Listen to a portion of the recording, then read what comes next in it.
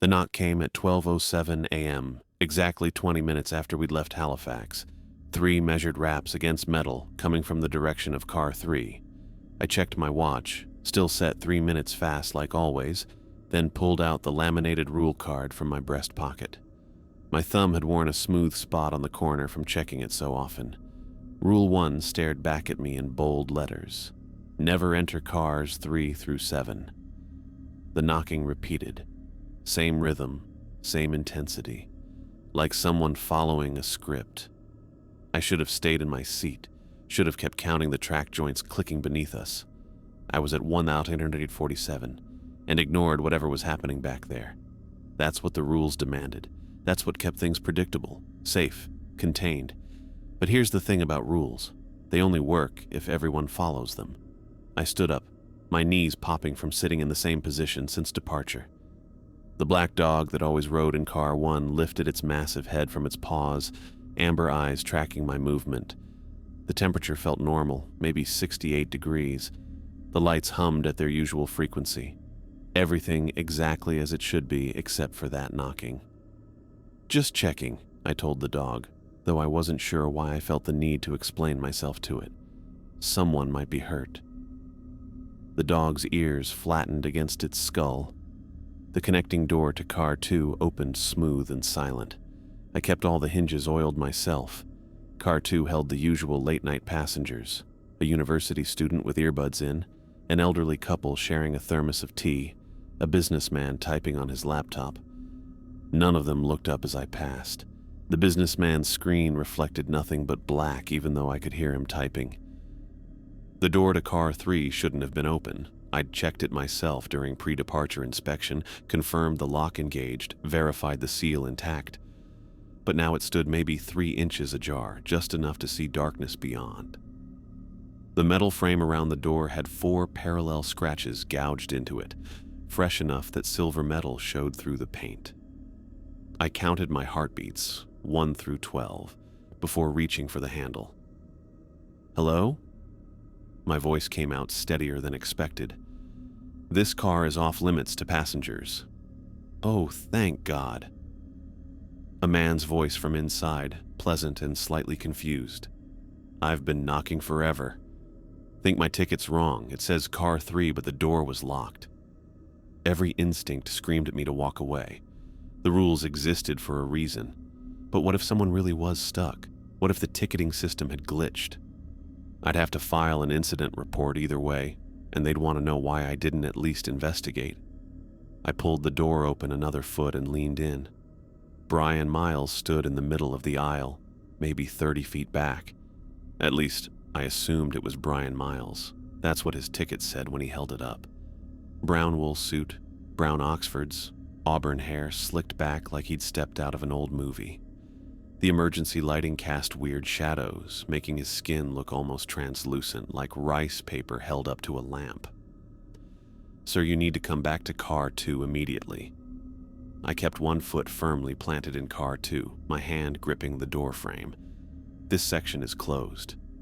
But my ticket... He stepped closer, and something was off about how he moved. Too smooth, like he was gliding instead of walking. See?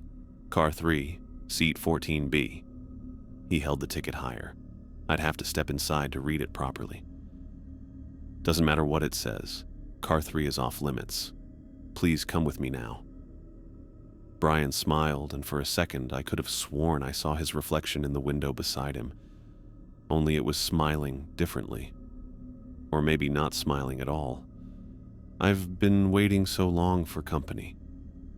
His voice did something impossible then. It multiplied like 3 or 4 people speaking in almost perfect unison, each voice slightly off tempo from the others. The temperature plummeted. My breath came out in clouds and frost spread across the windows in fractals. We've been waiting so long for company. More voices joined the chorus. 5, 6, a dozen. All coming from Brian's mouth. Even though his lips barely moved, his body started to stretch, not all at once. First his fingers, extending like putty being pulled, joints adding segments that shouldn't exist. then his arms, reaching toward me even though he hadn't taken another step. His neck elongated, his head tilting at angles that would snap a normal person's spine. I stumbled backward, slamming into the door frame. My hand found the emergency lock by muscle memory. We drilled this monthly even though nobody ever said why. The mechanism engaged with a solid thunk. Through the window, Brian's face was pressed against the glass. No, faces. Multiple versions of him overlapping. Some young, some old, some that barely looked human anymore. They shifted and merged and separated like double-exposed film. The lights in car 3 went out. Not flickered, not dimmed. Just gone, leaving nothing but black beyond the window except for eyes. Dozens of pale green eyes reflecting the emergency lighting from car 2. Something slammed into my leg. I nearly screamed before realizing it was the black dog, pressing against me, every muscle tense. A growl rumbled from deep in its chest, so low I felt it more than heard it. The eyes in car 3 blinked out one by one until only darkness remained. My hands shook as I backed away from the door. Not trembling, full-on shaking like I grabbed a live wire. I made it 3 steps before my legs gave out and I dropped into the nearest seat. The dog immediately jumped up beside me, its massive weight oddly comforting. "Good boy," I managed, though my voice cracked. "Good, whatever you are." The elderly woman across the aisle glanced up from her tea. "Everything all right, dear?" I wanted to laugh, or cry, or explain that something wearing a human suit had just tried to... What?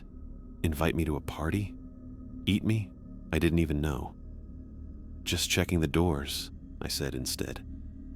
"Standard procedure." She nodded and returned to her tea. The businessman kept typing on his black screen. The students' music leaked from their earbuds, something classical, played backward. I stood on shaking legs and made my way back to car 1, the dog padding beside me. Once there, I collapsed into my conductor's seat and gestured to the one across from me, the one I'd started thinking of as the dog's seat. "All yours," I told it. The dog jumped up, circled twice, and settled down, but its eyes never left the door to car 2. I pulled out the rule card again, staring at Rule 1 until the words blurred. Never enter cars 3 through 7. Such a simple instruction. So easy to follow. My hands were still shaking. I started counting track joints again, starting from 1,848. The rhythm helped, gave me something to focus on besides Brian's stretching fingers and multiplying voices, besides the scratches on the door frame that hadn't been there 20 minutes ago.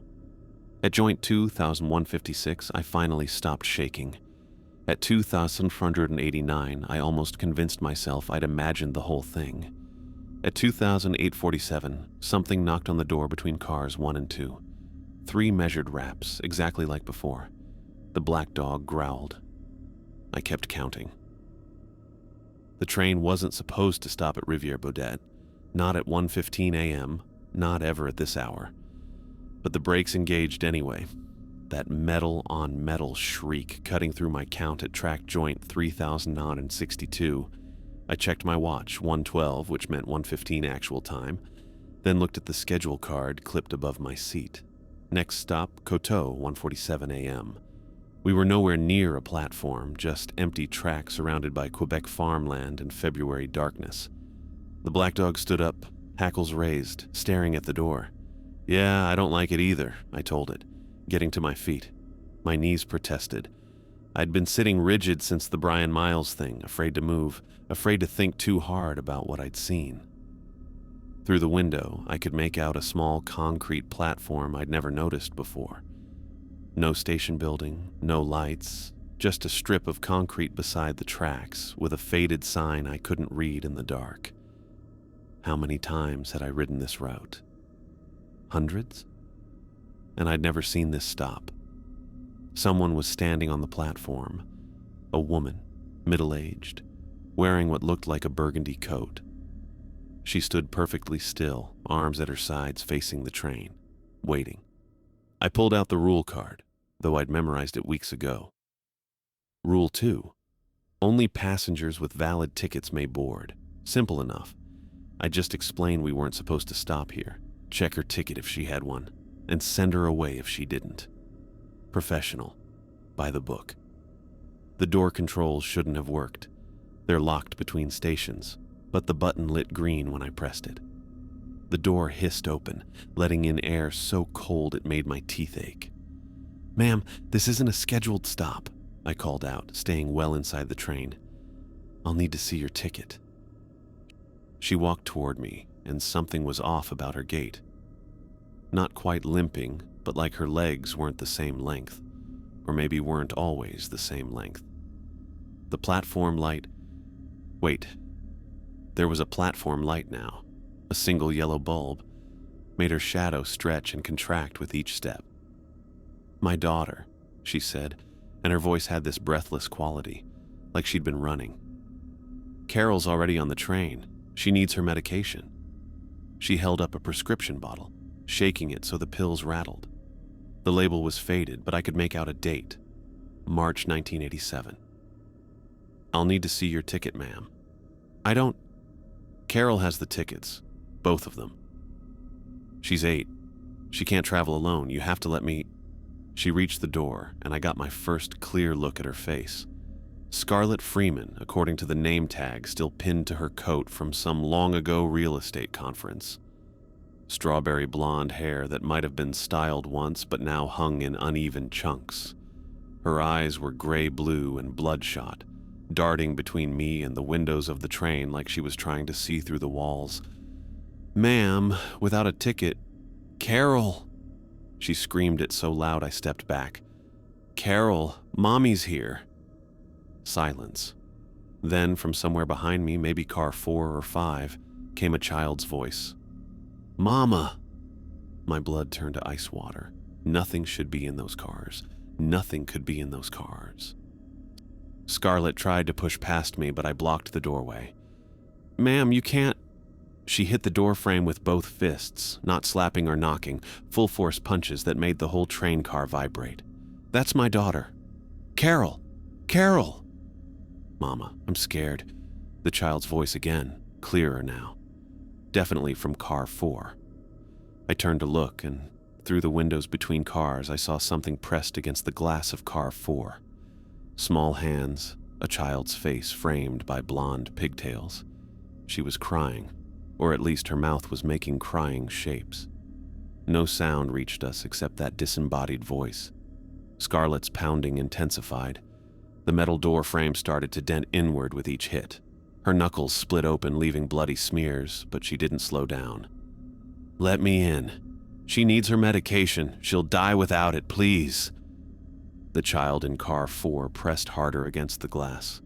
As I watched, she started aging, her face stretching, hair graying, body growing taller, then shrinking back to child size, then aging again. A whole lifetime in seconds, over and over. "That's not..." I started to say, but Scarlett's fist punched through the door. Not past it, through it.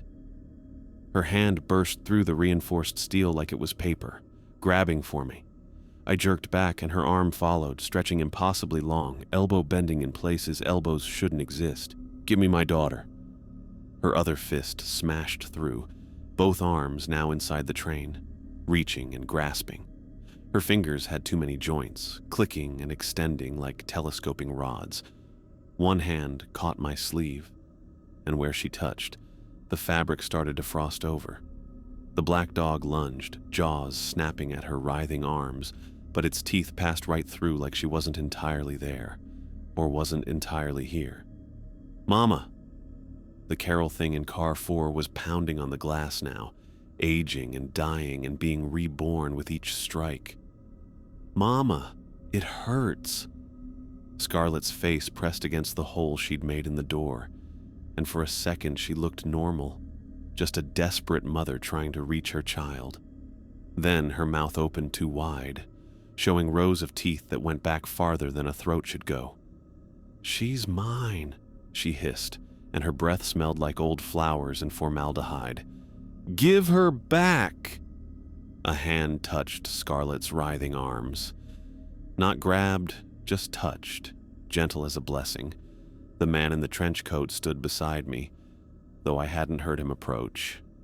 His silver-gloved fingers rested on Scarlett's stretched flesh, and where they made contact, her skin started to crystallize. Not freezing, transforming, becoming something between ice and glass. "Mrs. Freeman," he said, and his voice was soft, almost kind. "Carol is where she needs to be." "No!" Scarlett tried to pull back, but the crystallization spread up her arms like water soaking into paper. "She needs me. She needs her medication." "The medication expired 37 years ago," the trenchcoat man said, as did Carol. The crystal reached Scarlett's shoulders. She looked at me, and for just a moment her eyes were perfectly clear, perfectly sane, perfectly heartbroken. "I could have saved her," she whispered, "if I'd just chosen different seats." Then she shattered, not explosively, more like a controlled demolition, pieces falling away in sequence. Her arms went first, collapsing into glittering dust, then her shoulders, her torso, her legs. She tried to crawl backward on limbs that no longer existed, leaving trails of crystal fragments on the platform. The Carol thing in car 4 matched her screams, aging and dying faster now, a strobe light of human existence. 8 to 80 in half a second. Baby to corpse and back. Then silence. The platform was empty. No crystal shards, no blood, no sign anyone had been there. The door sealed itself, metal flowing like liquid to fill the holes Scarlett had made. The trenchcoat man tipped his hat to me, a gesture that belonged to another era. "You did well, Mr. Torres. Rules exist for a reason." He walked toward the wall of the train, not toward the door, toward the solid wall, and passed through it like it was mist, leaving only the faint scent of old paper and silver polish. The train started moving again, smooth as silk, like we'd never stopped. I sat down hard, my legs finally giving out. The black dog pressed against me, solid and warm and real. My hands were shaking again, worse than before. I shoved them in my pockets to make them stop. My fingers found paper that hadn't been there before. A note, written in fountain pen on stationery that felt decades old. "The child was never real. Check your manifest for 1987. I pulled out my phone, hands still trembling, and searched for train 447 derailment 1987. The results loaded slowly on the weak signal, but there it was. March 15th, 1987. 43 casualties. The manifest was public record, part of the accident report.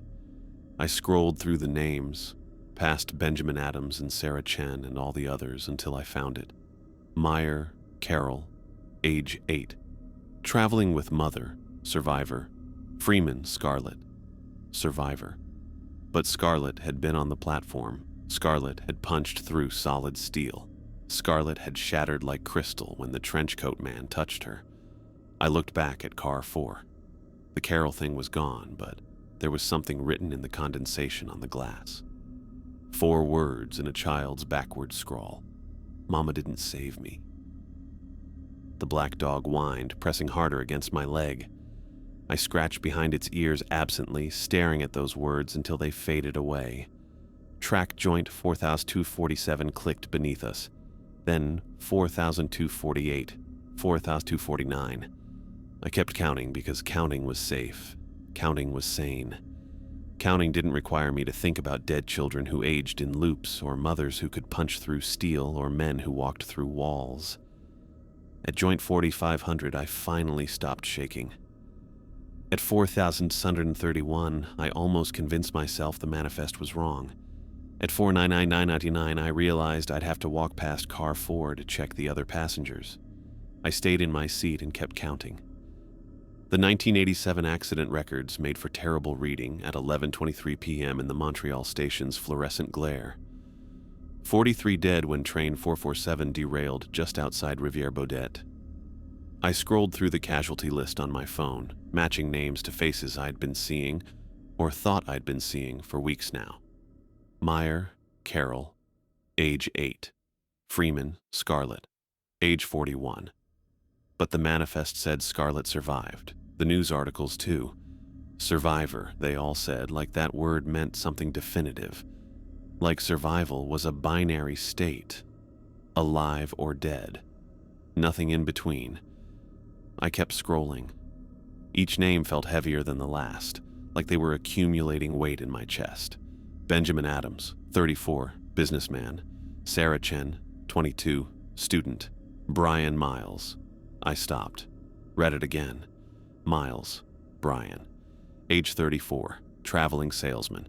The same Brian who'd stretched like taffy in car 3, who'd spoken in overlapping voices, who'd been waiting so long for company. My phone battery died even though it had been at 60%. The screen went black, reflecting my face in the station's harsh light.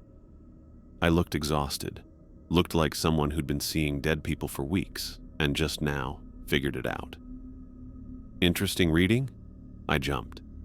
A man stood beside me. When had he gotten there? Wearing a conductor's uniform from another era.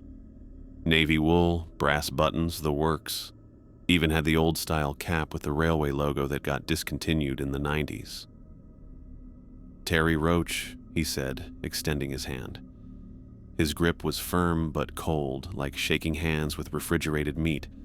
I'll be riding with you tonight. He held up his ticket. Fresh printer paper, crisp edges, that new ink smell. But the date printed on it read, March 15th, 1987. That's... I started, then stopped. What was I going to say? That his ticket was impossible? Everything about this job had become impossible. A bit unusual, yes. Terry smiled, and his teeth were too white, too straight. But then, you're getting used to unusual, aren't you, Mr. Torres? He knew my name. I hadn't introduced myself. How do you... I used to work this route. He adjusted his cap, a gesture so familiar it made my hands itch to mirror it. Back in '87, right up until the accident. The platform clock showed 11:44, 3 minutes until departure. I should have been doing my pre-check, making sure the train was ready. Instead, I stood there staring at a dead man with a valid ticket. You were on the train when it derailed? I was conducting it. His smile faltered. Followed every rule. Did everything right. Still killed 43 people. We boarded in silence. The black dog was already in car 1, sitting in the middle of the aisle like it was waiting for something. When it saw Terry, it growled. Not aggressive, more like recognition. Like seeing someone you'd hoped never to meet again. Hello, old friend, Terry said to it. The dog's ears flattened. I gestured to the seat across from mine. That's usually where the dog sits, yes. Terry remained standing. You've been treating it well, that's good, that's important. He walked to the window facing car 2 and just stood there, looking through the glass into the darkness of the closed car. I could see his reflection, but it was wrong. Too young, then too old, flickering between states like a TV with bad reception. You've been asking questions, he said, looking up old records, trying to understand. Shouldn't I? The other conductors thought that too. He turned to face me, and for a second his face was skeletal, skin pulled tight over bone. Then it snapped back to normal. They're all still here, you know. Every conductor who tried to understand instead of just following the rules. Where? He pointed toward car 3. I looked, really looked, for the first time since the Brian Miles incident. The door was closed, but through the window I could see them. Dozens of faces pressed against the glass, all wearing conductor uniforms from different decades, all watching me with hollow eyes. Jesus Christ. He doesn't ride this train. Terry pulled something from his pocket. Another laminated rule card, this one yellow with age. The rules are breaking down, Mr. Torres. You've been poking at the boundaries and now they're getting thin. He was right. I could feel it. A wrongness in the air like static before lightning. The temperature kept shifting, hot, cold, hot again. The lights flickered in patterns that spelled out words I didn't want to read. Every time a conductor starts asking why, instead of just accepting what is, the train gets hungrier. Terry's young face morphed into an old man's, then back. It needs us to maintain the boundaries, keep the living and dead separated, but you've been inviting them to mix. I haven't invited anything. You let Scarlett get close. You looked Brian in the eye. You acknowledged them as real. He shook his head. Now, they all want acknowledgement. They all want to be seen. The faces in car 3 pressed harder against the glass. I could hear them now.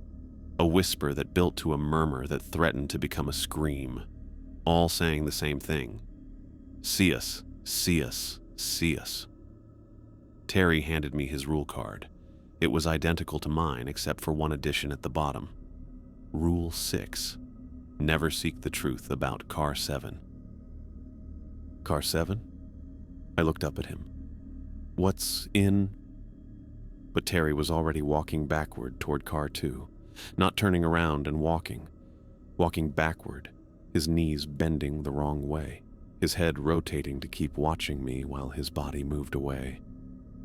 Some doors should stay closed, Mr. Torres. Some truths are too heavy for the living to carry. He reached the door to car 2. It opened without him touching it. Wait. I tried to understand too, he said, still moving backward. Spent 20 years in car 3, learning why that was a mistake. Don't join us, just follow the rules. He passed through into car 2, then car 3. The door opened for him there too, and the pressed faces pulled back to make room. As he entered, they flowed around him like water, absorbing him into their mass. I caught a glimpse of him trying to scream before he disappeared entirely. The door slammed shut. I looked down at my own rule card, the one I'd carried for weeks. The text was changing, letters rearranging themselves like insects. Rule 1 no longer said, never enter cars 3 through 7. Now it read, stay in the front car only. The black dog whined and pressed against my leg. Through the window, I could see the faces in car 3 had multiplied. Hundreds now, maybe thousands, all pressed together in a space that couldn't possibly hold them all looking at me, all waiting. The train lurched forward. 11:47 p.m., right on schedule. I sat down in my conductor's seat, pulled out my notebook, and started counting track joints. 1, 2, 3. The rhythm helped, gave me something to focus on besides the sound now coming from car 3. Hundreds of voices counting along with me, always one number behind, like an echo that knew what came next. At joint 47, I realized they weren't counting track joints. They were counting down. The train slowed for the 2:30 a.m. stop at Coteau, and I knew something was wrong before we even stopped moving. Through the window, I could see them lined up on the platform. 20 people, maybe more, all waiting in perfect formation like they'd rehearsed it. I checked my watch. 2:27, so 2:30 actual time, right on schedule. The black dog stood up from its seat, not growling this time, whimpering. Yeah, I see them too, I told it, though I wished I didn't. They weren't right. Even from inside the train, I could tell. One woman held her umbrella upside down in the rain that wasn't falling. A man in a business suit had his tie on backward. Not just backward, but like the fabric itself ran in reverse. And they all held tickets. Every single one of them, holding their tickets out like offerings. The door opened on its own. I didn't touch the controls. They boarded in single file, each one stopping to show me their ticket. The first man handed his over, and I watched the paper age in my hand, crisp and new, then yellowing, then crumbling to dust, then reforming fresh from the ashes. The date kept cycling, March 15, 1987 to today, to dates that hadn't happened yet then, back to 1987. Car 1, seat 12A, he said, except the words came out backward. A 12-seat, one car.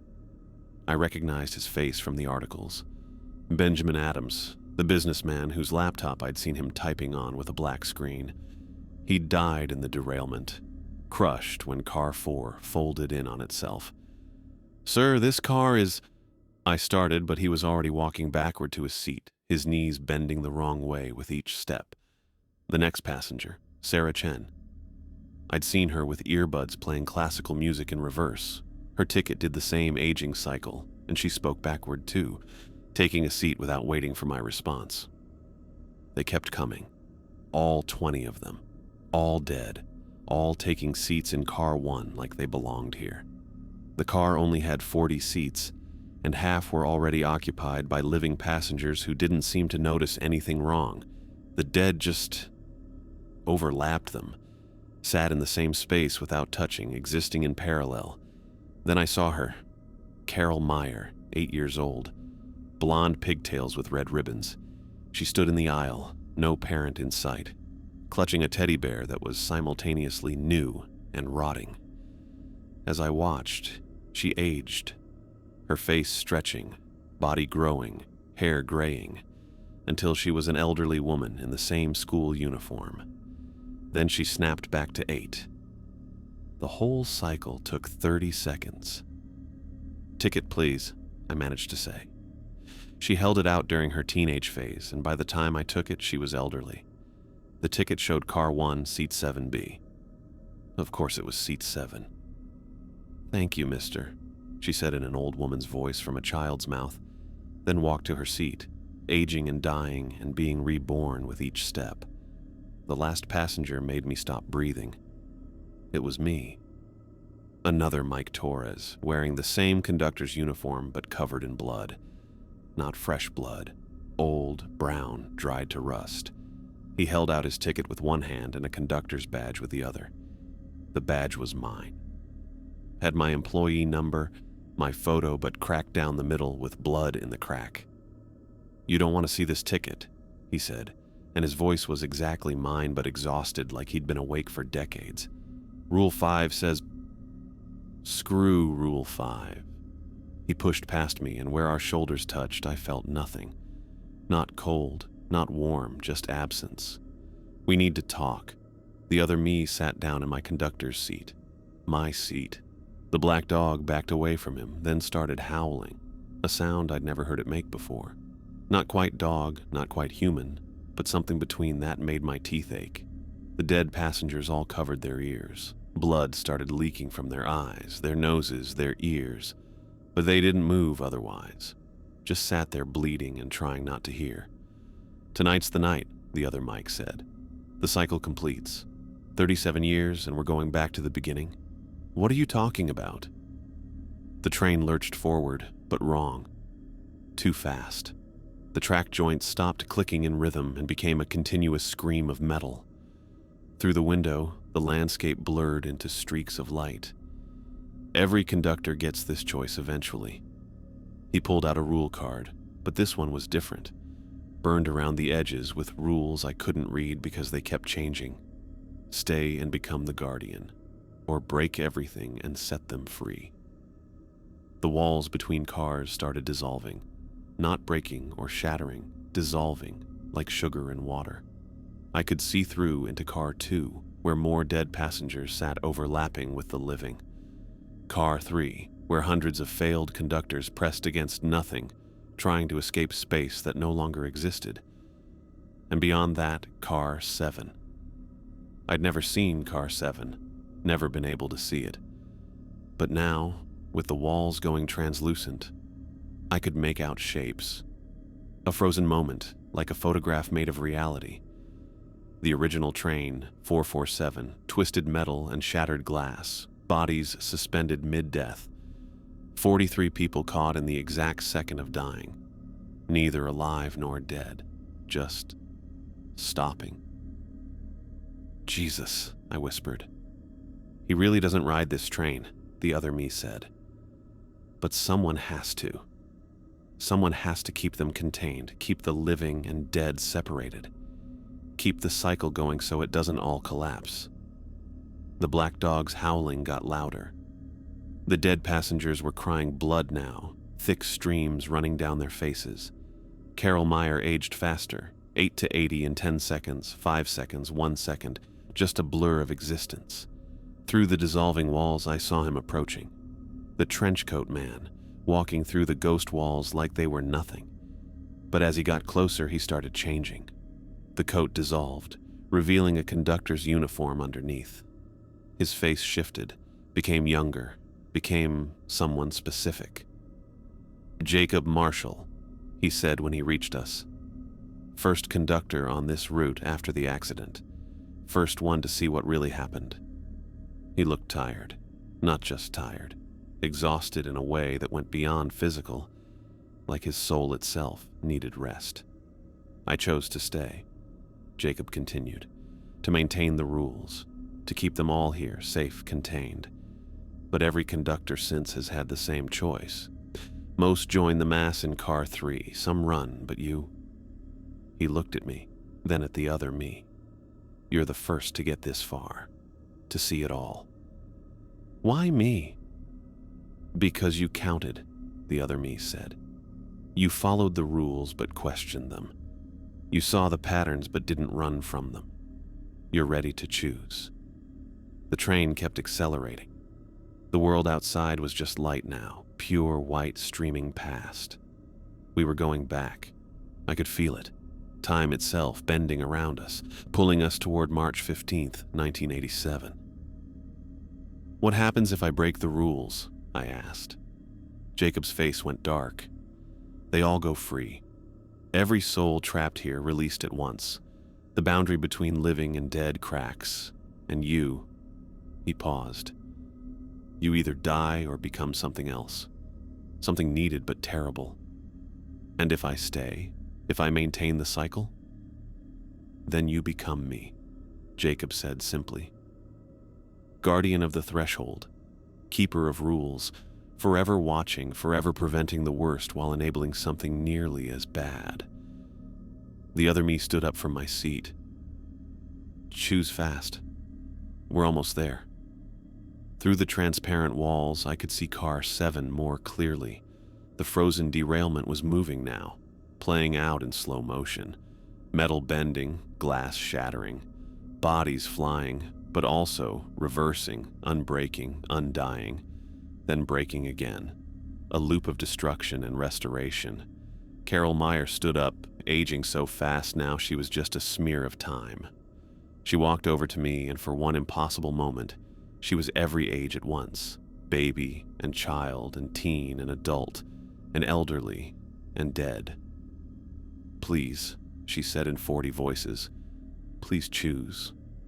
The black dog stopped howling. The silence was worse than the sound. I looked at my rule card. 5 rules that kept this nightmare contained, but also perpetuated it. 5 rules that protected the living but trapped the dead.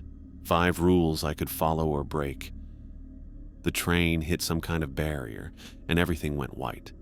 When my vision cleared, we were still moving, but the walls were solid again.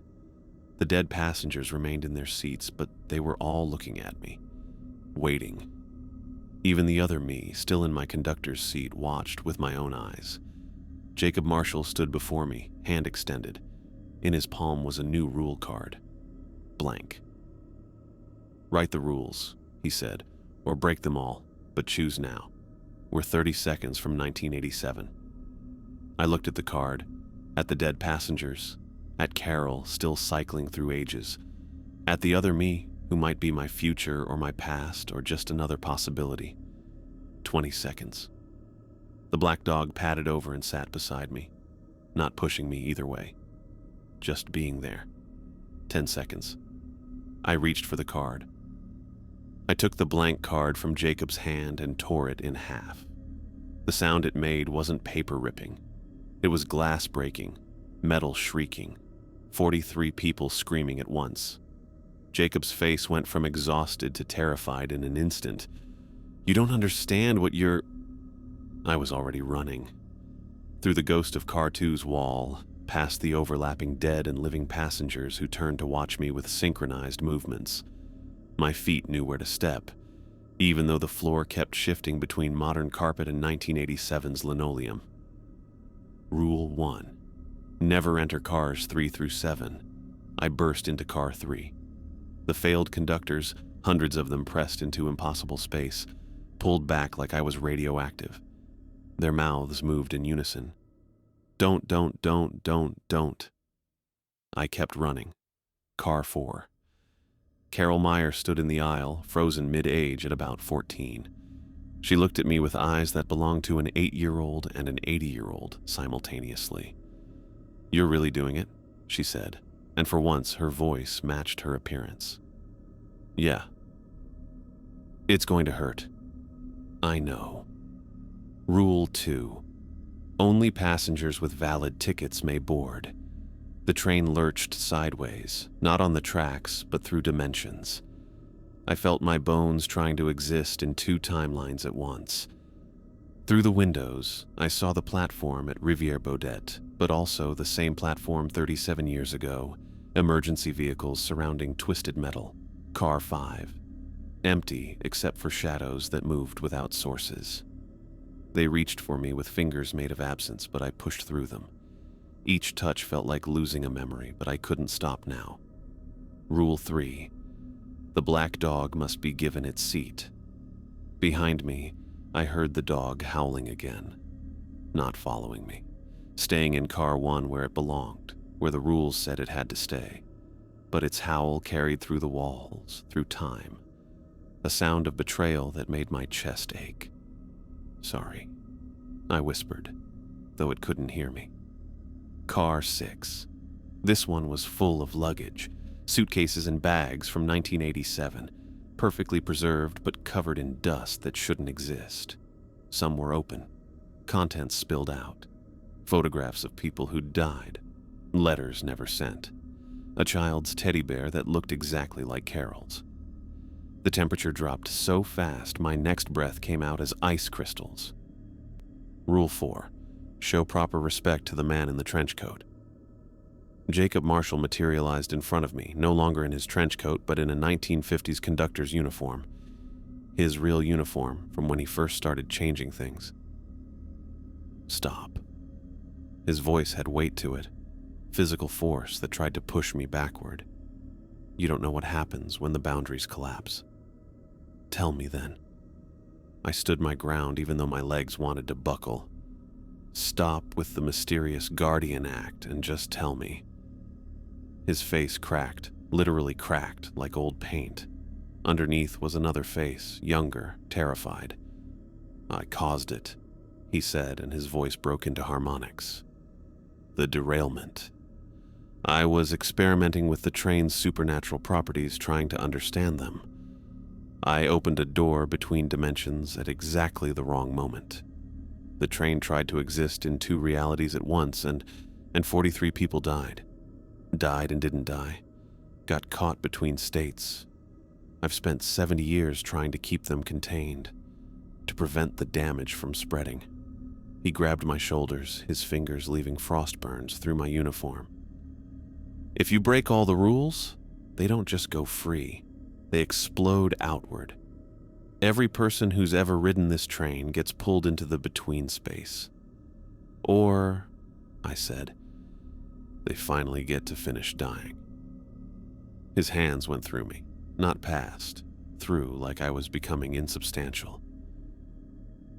"You're already breaking apart," he said. "Please, take the guardian role. Write new rules, better rules. Just don't destroy everything." Rule 5. Always acknowledge the last passenger. I pushed past him. He tried to stop me, but his hands kept phasing through. We were both becoming unstable, existing in too many timelines at once. The door to car 7 had no handle, just smooth metal with frost spreading from its edges. I could hear something behind it. Not sound exactly, but the absence of sound so complete it had its own presence. I kicked it. My foot went through, pulling the rest of me with it. Car 7 was the derailment, not a memory of it, not a representation. The actual moment, frozen but still happening. Metal twisted into impossible shapes, bodies suspended mid-flight, blood drops hanging in air like red stars. And in the center, the original Mike Torres. No, that was wrong. The original Conductor from 1987. Terry Roach, young and terrified, his hand frozen on the emergency brake he'd never gotten to pull. I walked through the frozen catastrophe, careful not to touch anything. Each suspended piece of debris hummed with potential energy, wanting to complete its trajectory. The 43 victims were all here, caught in their last seconds, some already dead, some dying, some just realizing something was wrong. At the far end of the car was another door. This one was newer, modern, with a bright red emergency brake beside it. The same brake Terry never pulled. The brake that existed in both timelines because some things transcend temporal boundaries. Behind me, the frozen scene started moving. Tiny movements at first, a blood drop falling an inch, a shard of glass rotating slightly. The victim's eyes tracked my movement. "Please," one of them said without moving their mouth. Then another. "Please." Then all 43. "Please, please, please, please." Jacob materialized beside me, flickering between his trench coat form and his original conductor appearance. "If you pull that brake, everything collapses. Both timelines merge. The train arrives empty because everyone, living and dead, gets pulled into the void between realities." Everyone? Everyone who's ever ridden Train 447. Thousands of people. I looked at the victims. At Carol Meyer, 8 years old, suspended mid-scream. At Scarlett Freeman, reaching for her daughter across impossible distance. At Brian Miles, his salesman's smile frozen as glass shards approached his face. "They've been dying for 37 years, I said. "Dying is a moment. This is eternity." "No." I grabbed the brake. "This is hell." I pulled.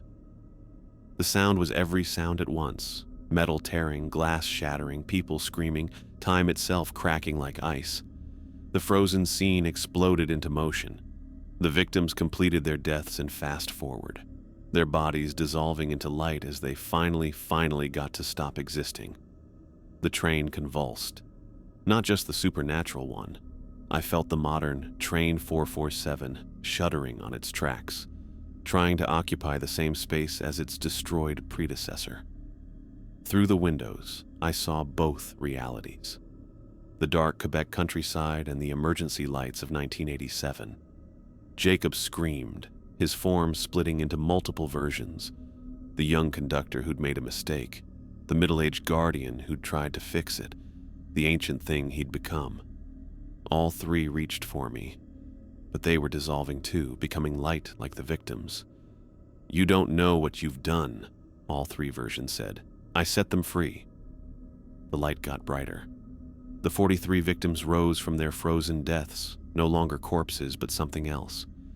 Not ghosts, completions. They looked at me with faces that were grateful and terrible and final. Carol Meyer walked over, solid for the first time since I'd seen her. Just 8 years old, no aging cycle, no distortion. A real child who died too young. "Thank you," she said, and her voice was exactly what an 8-year-old should sound like. "We can go now." She took her mother's hand. Scarlett Freeman, sane and whole and crying with relief. They walked into the light together and disappeared. One by one, the others followed. Brian Miles tipped his salesman's hat. Terry Roach saluted with a young man's pride. Even the failed conductors from Car 3, freed from their mass grave, walked into whatever came next. Jacob was the last to go. He stood before me, no longer multiple versions, but just himself, a man who'd made a terrible mistake and spent 70 years trying to fix it. "The train will remember," he said. "It will always remember what happened here. You'll carry that weight now. Better than carrying yours." He almost smiled. Then he walked backward into the light, maintaining protocol even in dissolution. The brightness became everything. I felt myself coming apart, atoms scattering across timelines. The last thing I remembered was the emergency brake in my hand, solid and real, while everything else became nothing. Then darkness, then antiseptic smell and beeping machines. I opened my eyes in a hospital room. Bright Montreal morning light streamed through the windows. A nurse was checking my IV, and when she saw I was awake, she called for the doctor. They told me I'd been found unconscious at Halifax station, collapsed on the platform before train 447 even departed. Severe exhaustion, they said. Stress-induced breakdown. The night train had left without me and arrived in Montreal with no conductor at all, just confused passengers and an emergency stop. 3 weeks you've been here, the doctor said. Your family's been worried sick. 3 weeks. But my phone, charging on the bedside table, showed only one unread message from an unknown number. Thank you for setting us free. We can finally rest now. Take care of the dog for us. Carol. I looked at my hands. Still had the frost burns from where Jacob grabbed me, though the doctors called them stress-related dermatitis. In my wallet, folded and hidden, was a modified rule card. Not the blank one Jacob offered, not my original, but something new. The rules were different now, written in my own handwriting, though I didn't remember writing them. Rule 1. The living and dead may share passage but not destination. Rule 2. All souls require tickets, but payment varies. Rule 3. The black dog guides between worlds. Rule 4.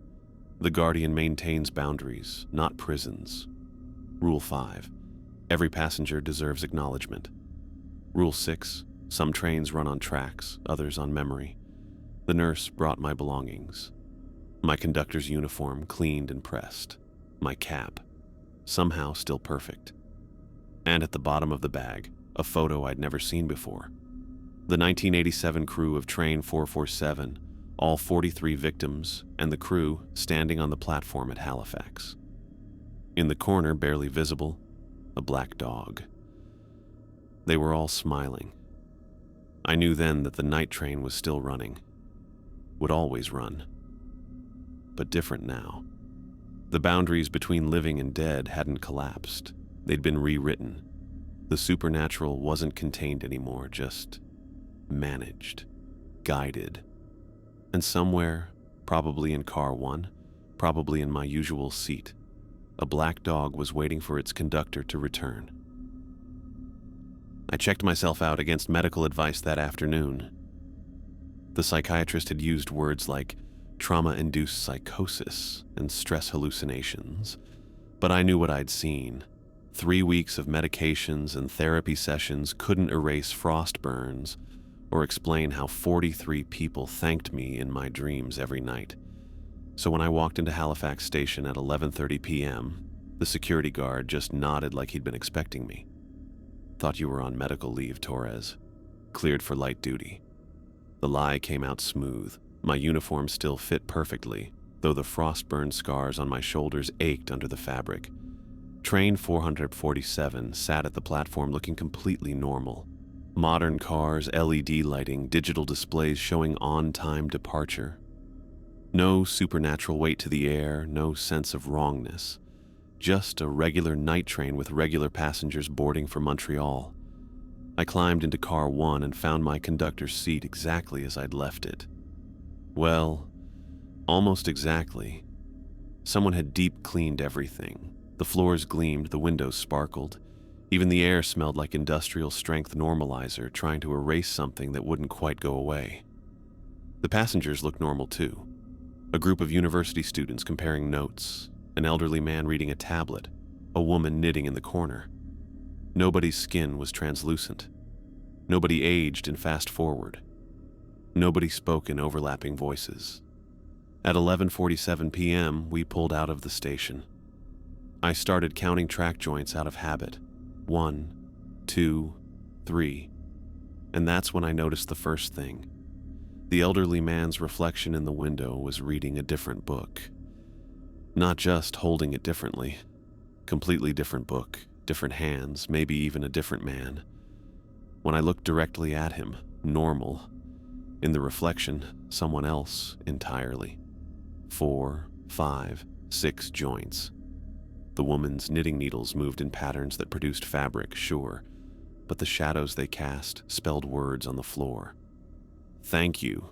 appeared and disappeared with each stitch. 7, 8, 9. One of the students laughed at something on her phone, but the laugh came from 3 feet to her left, where nobody sat. Her mouth had moved a full second after the sound. At joint 15, I stood up. Had to check car 2, make sure the paying passengers were settled. Normal conductor stuff. Nothing supernatural about walking the length of my train. The door between cars opened smooth and silent. Someone had definitely oiled it recently. Car 2 was half full, maybe 20 passengers, all facing forward, all normal except they weren't blinking, any of them, 20 people, and not one blink in the 30 seconds I stood there watching. They breathed, they moved, they turned pages and typed on phones, but their eyes stayed wide open like they'd forgotten that part of being human. "Excuse me," I said to the nearest passenger, a middle-aged man in a Canadian's jersey. "Can I see your ticket?" He handed it over without looking at me. The ticket was valid, Montreal destination, coach seat, today's date. But the paper felt wrong, too smooth, too perfect, like it had been printed on something that wasn't quite paper by something that wasn't quite a printer. "Thank you, sir." He took it back, still not blinking, still not looking at me. None of them were looking at me. They were all watching something else, something in the space between spaces that normal people couldn't see. I found it tucked under my conductor's seat when I got back to car 1.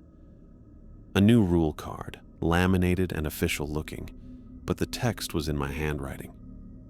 I knew, because I write my G's weird, with a little hook that nobody else does. Rule 1. The freed dead still need passage. Guide them gently. Rule 2. The living passengers must not see. Maintain the veil. Rule 3.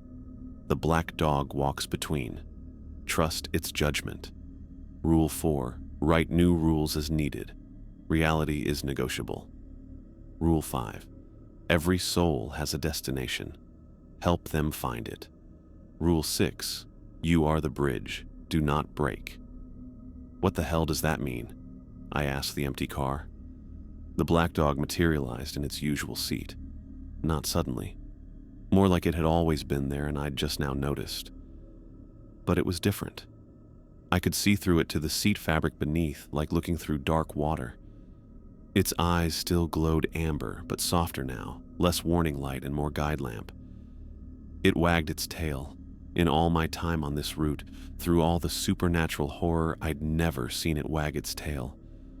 "Hey, boy," I said, and my voice cracked. "Girl?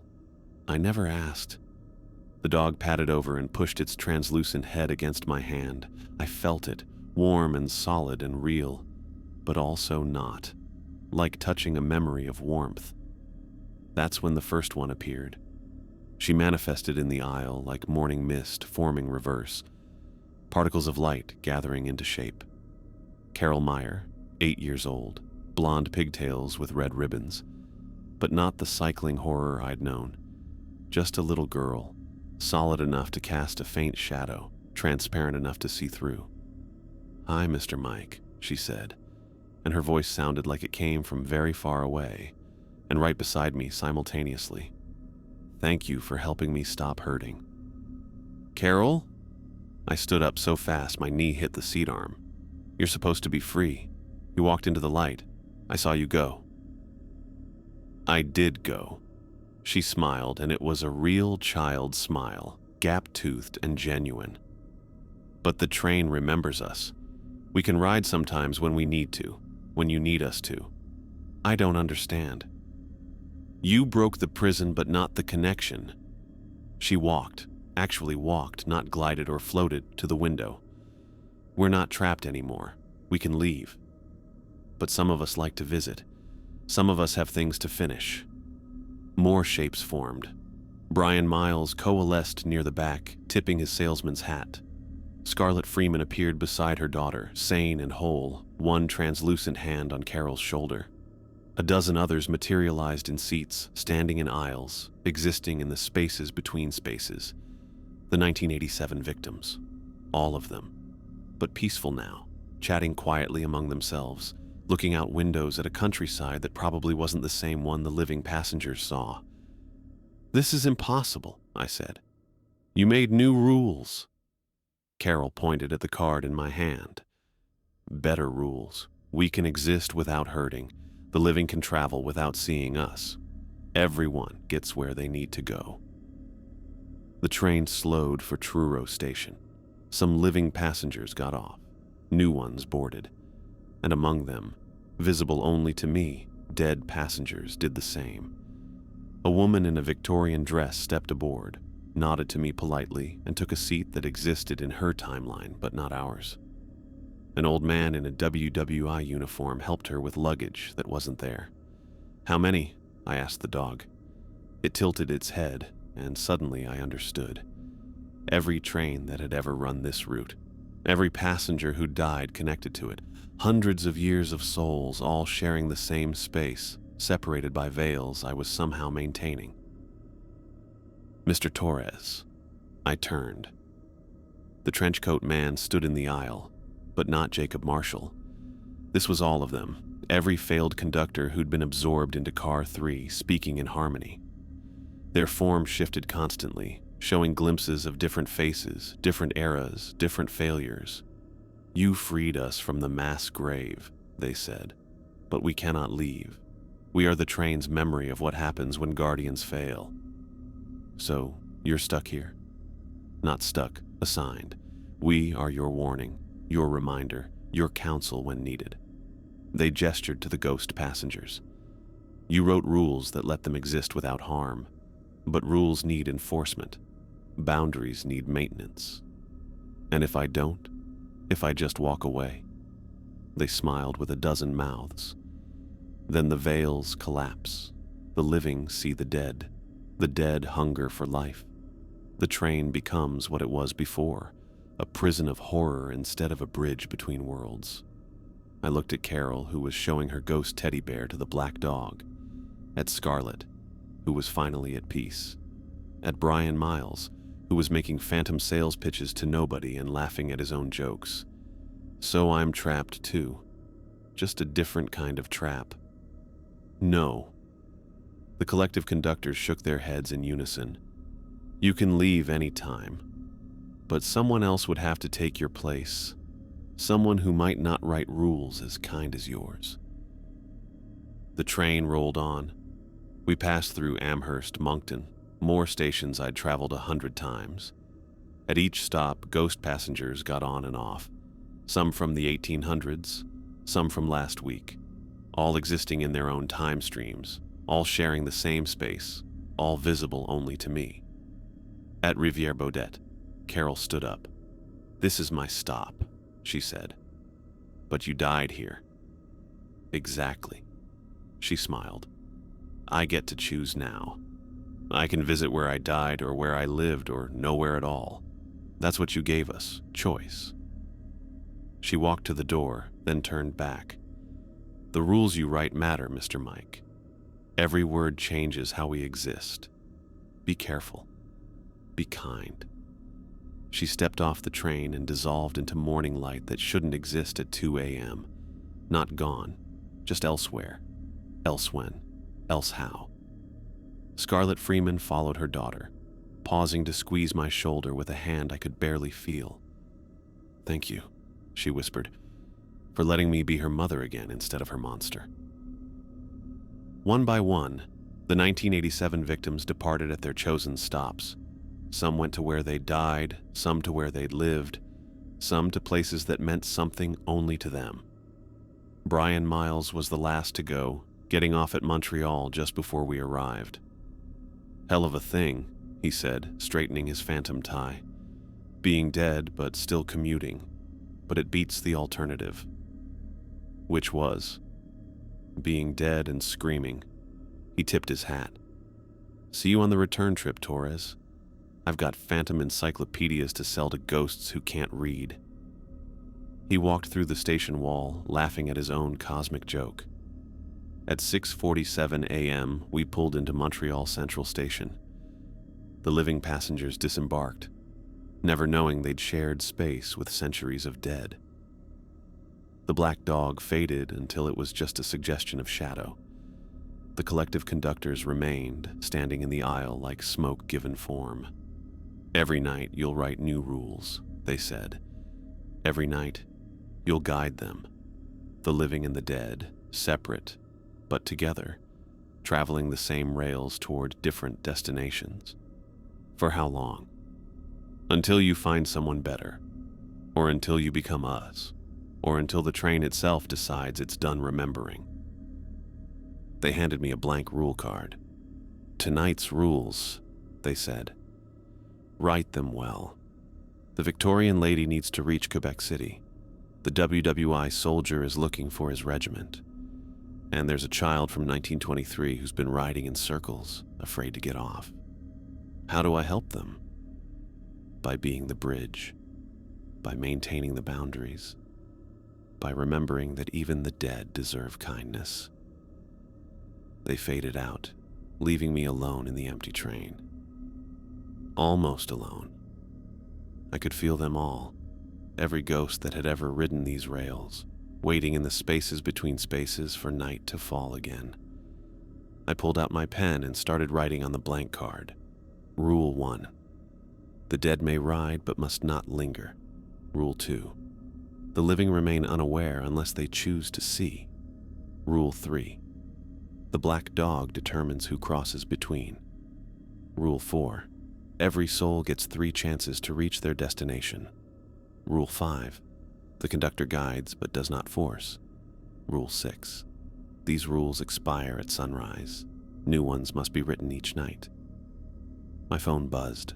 A text from an unknown number. Good rules. The 1923 child's name is Thomas. He's afraid of the dark. Maybe add something about keeping the lights on for scared ghosts? Carol. I smiled and added, Rule 7.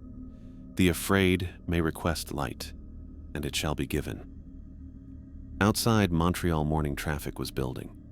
Normal people heading to normal jobs, never knowing that every night their commuter train became a ferry between worlds, never knowing that someone sat in car 1, writing rules to keep them safe from seeing too much truth. I walked to the crew hotel, my shift officially over. Tonight I'd be back. Tonight there would be new ghosts to guide, new rules to write, new boundaries to maintain. The psychiatrists were wrong. I wasn't crazy. I was just the only one who could see both sides of the veil, and someone had to keep them separated. Someone had to be the bridge.